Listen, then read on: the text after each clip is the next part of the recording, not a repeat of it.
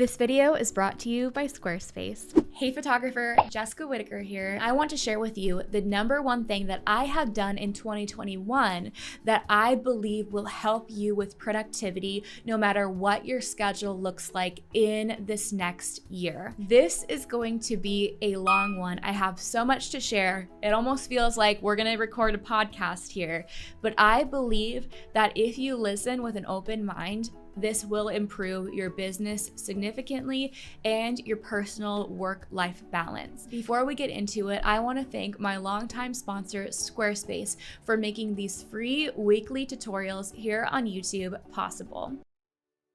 A photo speaks 1,000 words, but a polished and professional portfolio can get us those $1,000 clients. Enter Squarespace, the all-in-one platform for websites and domains. Photographers, it's time to be done settling for slow-loading websites with tedious plugins. I trust Squarespace's all-in-one platform to keep me booked and busy. Pick from one of their dozens of contemporary drag-and-drop layouts, host your custom domain and email with them, and even conduct successful email campaigns. Everything you need to run a successful photography business under their umbrella and at your fingertips. You can head to squarespace.com to begin your free trial, and when you are ready to launch your beautiful professional website, you can go to squarespace.com/Jessica Whitaker to get 10% off of your first purchase of a website or a domain. There are two resources in business: time and money. And when you do not have money, you have to make time.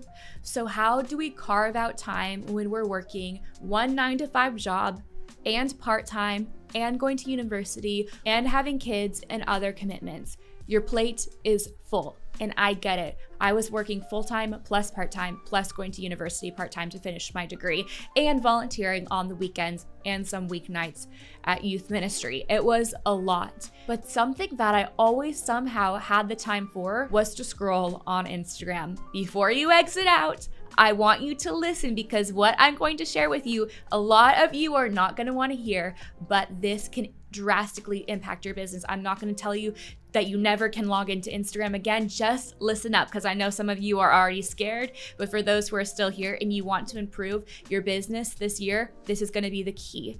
So let's first talk about, why do we feel unproductive? Because a lot of us, we have all these things going on, and when it comes to our photography business, whether we do it full-time or part-time, there are periods where we feel unproductive. One of the reasons that you might feel unproductive in your photography business is because there is no clear line between personal use and business use when it comes to social media, personal versus professional. A lot of us are still in the mindset that we think of our photography as simply a passion. And we need to switch the mindset this year in 2022, no matter how long it takes, to think of photography as not just your passion, but something that you're making profit from, as your job. Photography is your job. So when you're on Instagram and you post your photography work on Instagram, but you're scrolling for personal use, the line is blurred. It's easy for us to just think about photography as our passion and not as a job, not as something we clock in and clock out on. So you might be experiencing burnout because you are on social media during the day. So when it comes time for you to post and to interact and to get into your DMs and to answer inquiries for your business, you feel drained, you're exhausted, and you feel unproductive, sluggish, and you can't figure out why that is. It's because you've already been on the app for hours, or you've opened it 5, 10, 15 times. You've scrolled through other photographers' work, and you've subconsciously judged and compared yourself against other photographers' work, against influencers' lives and what they're presenting online, and what your friends in your area are sharing about what they did this weekend. They went into downtown and they went to a rooftop bar, but you were working 2 jobs this weekend. You are constantly stimulated with all of these comparisons, both in personal life with your friends who went to that rooftop bar and in your professional life. So you can see, again, everything is getting blurred when it comes to social media. So when you, though, flip that switch to think of photography as a job, so when you're on Instagram on your photography account during the day, you're getting these blurred lines. When you are just going to log into Instagram to post and to interact for your business, you will be able to eliminate so much of that subconscious and so much of that comparison and start to create boundaries for yourself with your business, and not just with your passion of photography, but with your job of photography. And with that all being said, it's also going to give you back so much time, but it's first important that I lay the groundwork for the mindset. One last thing that I want to share before we get into the next part of the video about how you can unplug from social media for personal use is, for me in 2020, I found myself listening to business-related podcasts whenever I wasn't working, when I was getting ready for work, when I was taking a walk as my break from work. I was overstimulating myself with work when that was completely unnecessary and caused burnout, because there was no time in the hours of the day until my night routine that I'd shut off. You need to have a balance, and a lot of the time listening to a business podcast before you go and start your business day is a lot. It's overstimulating. Now, I understand though, for some of us, maybe the only time that we have during the day to work on our business is at night, and that's editing. And during your morning routine, that's when you're actually able to learn. You're watching, maybe my YouTube videos or the Build and Bloom photography podcast. But I still want you to take this and apply it to your life. When I say, I always felt like I had to be productive or listening to something or reading something that was adding to my skill set, and that left me drained and burnt out in the long run. And you add that with social media usage, oh my goodness. So instead, if you want to feel like you are enriching your life, switch to an audiobook in the morning, or switch to an audiobook when you're driving. Take out one of the podcasts in your routine and switch it with an audiobook that is completely not related to business. If you still want to feel like you are learning something, you could listen to a biography, an autobiography, you could listen to a memoir or historical fiction. But implementing this somewhere in your routine and swapping out a podcast with an audiobook could be a great way for you to be able to ease into getting back some of that balance with productivity. It all boils down to the most productive thing that you can do in the new year is to slowly let go of your cell phone. Here are some ways to do so, from small to big. Challenge yourself in this next quarter to work towards a medium or even a big goal of letting go of cell phone usage. Photographer, I'm going to unload a lot onto you, and you are going to need to take with this and apply it in your lifestyle the way that makes the most sense. I am a full-time photographer. I went full-time in my business in 2017 when I moved to New York City from Seattle. And before then, I was working, like I said, full-time, part-time, going to university, volunteering at church. The only time that I had to work on social media was literally on my bathroom break and on my lunch break, and sometimes standing in line at the grocery store. So I get it. And I know that not all of these things I'm going to share is something that is practical and you're going to be able to apply to your life right away. I get that. And I want to do a disclaimer so it doesn't seem so out of touch when I say delete everything from your phone. Don't worry about it. Only work off of your desktop computer. That's not practical advice. I'm always teaching from a practical perspective.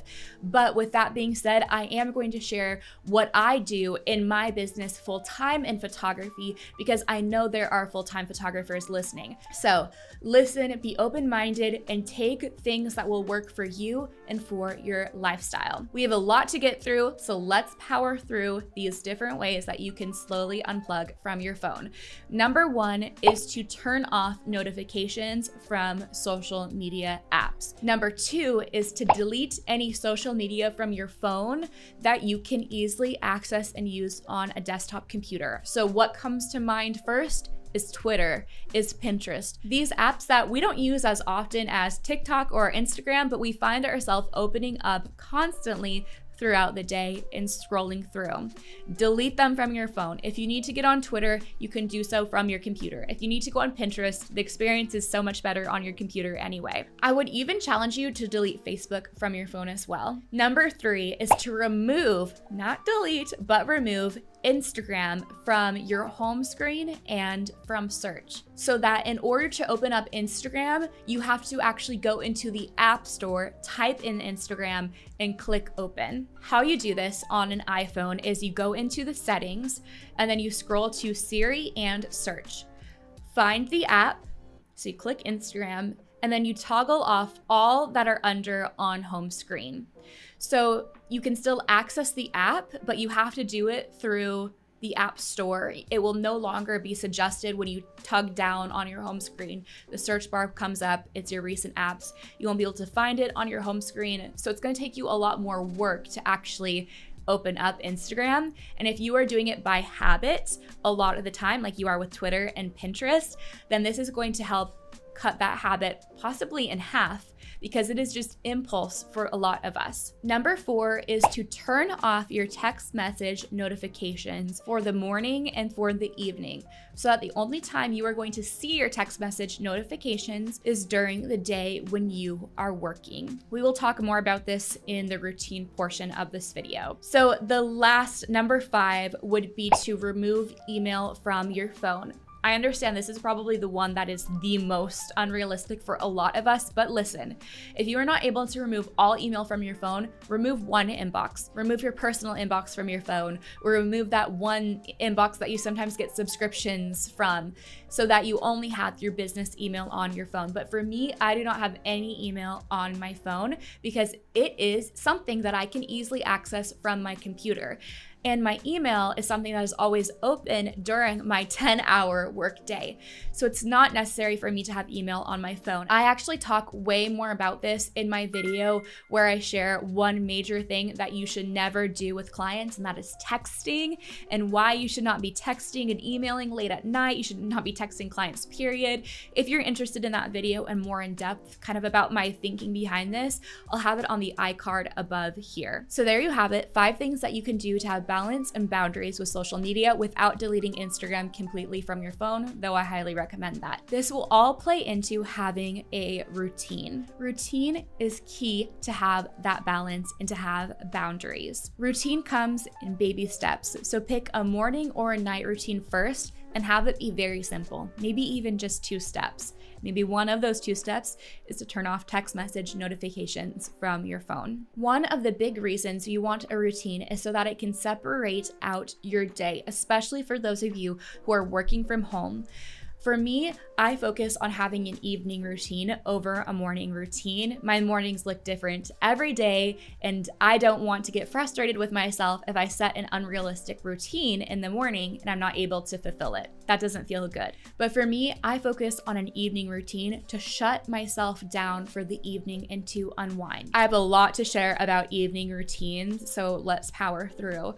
So for me, my workday ends with cleaning off my desk and going to a workout class. So I clear off my desk completely. Other than my charging laptop, I remove my notebooks, my pencils, even though the next morning I'm gonna need to bring them back on. I'm gonna need to bring back in my hard drives. I have them handy, they're not completely tucked away. The physical act of cleaning off my desk helps me shut down for the work day. Whatever your workspace is, try that out for the next week, clearing it off except for your laptop. Then I go and change into my workout clothes, I grab my water bottle that I've already pre-filled, and I go to a workout class. But you don't need to go to a workout class, especially if you do not have the time for this. It can be as simple as taking a 5-minute shower to decompress your body. Now, at this point in the evening routine, you are disconnected from your phone. You've done all that you need to do on Instagram for the day. You've answered your text messages. Remember, take with this and apply it to your life. For a lot of us, turning off text messages and phone is not going to be realistic, but it's something to consider. Maybe you're going to turn off your email notifications. The point is we're starting to disconnect from your phone.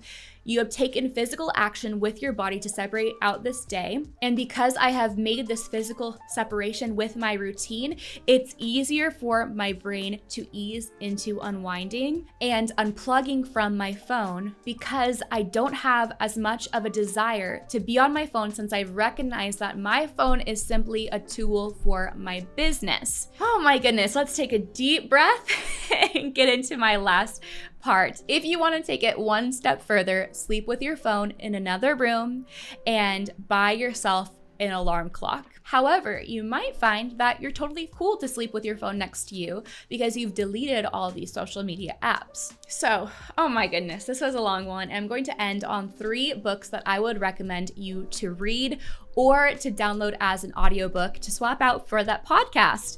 So the app that I recommend is called Libby. It's free through the library system in the United States. You just need a library card, you enter in your number, and you're able to borrow audiobooks and ebooks. I love it. So here are 3 books that I will have linked down below that you can get on Libby. Number 1, How to Win Friends and Influence People.